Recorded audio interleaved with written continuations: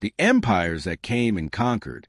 For over 1,000 years, the Sumerians thrived, trading, building, worshipping. Their cities stood like jewels in the desert, each vying for power. But unity was something they never truly mastered. City turned against city. UR fought Lagash. Warred with Kish. Each wanted control of the rivers, the lifelines of Sumer.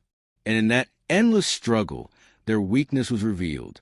From the north came new conquerors, speaking a different tongue, led by a king named Sargon of Akkad.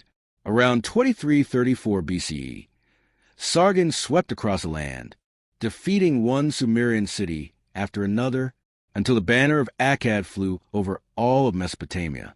The world had just witnessed its first empire, and with it, the beginning of Sumer's decline. The fall of Sumer. Under Akkadian rule, Sumer cities lost their independence. Their gods were replaced by northern ones. Their language slowly began to fade. Yet even empires fall. 2 centuries later, drought and rebellion tore the Akkadian Empire apart. The rivers dried, crops failed, and the once great cities turned to dust. For a brief moment, Sumer rose again under the 3rd dynasty of UR, a final renaissance of art, law, and architecture. But the land was changing. From the eastern mountains came the Elamites, from the western deserts, the Amorites, and once again, the land between 2 rivers was at war.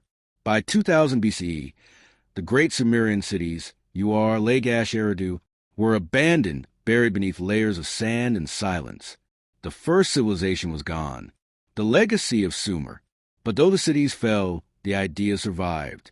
The Babylonians adopted Sumer's gods and writing. The Assyrians inherited their laws and mathematics. Even the Hebrews and Greeks borrowed echoes of Sumer's myths. Stories of floods, of creation, of gods shaped like men. Cuneiform endured for nearly 3,000 years, longer than any writing system in history.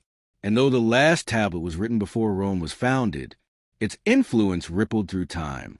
Writing itself, the gift of recording thought, began here in the hands of Sumerian scribes pressing reeds into clay. Their legacy is not just in ruins, but in every written word, every number counted, every law, every calendar, every act of civilization itself. The rediscovery. For centuries, Sumer was forgotten, buried beneath Mesopotamian soil, its language unread, its people unnamed. To ancient historians, it was as if civilization had begun with Babylon. Sumer was erased from memory until the 19th century. In 1849, British explorer Austin Henry layered unearthed clay tablets near the ruins of Nineveh. What scholars found changed history forever. The marks were strange, wedge-shaped, nothing like Greek or Latin.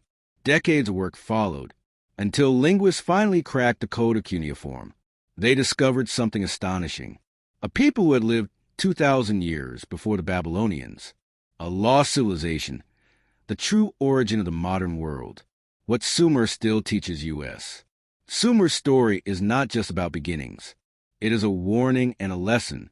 They built the first cities, but they also built the first wars. They discovered writing and used it for both poetry and propaganda. They invented government, and with it, corruption and rebellion. Their rise was fueled by innovation, their fall by division. Every empire since Babylon, Rome, even modern nations, has walked the same fragile line. Perhaps the Sumerians' greatest message is this. Civilization is not guaranteed. It must be remembered and rebuilt again and again, the first and the last. So when we speak of progress, when we write, count, or build, we are echoing the voices of those who came before us, the first architects, the first mathematicians, the first dreamers of eternity.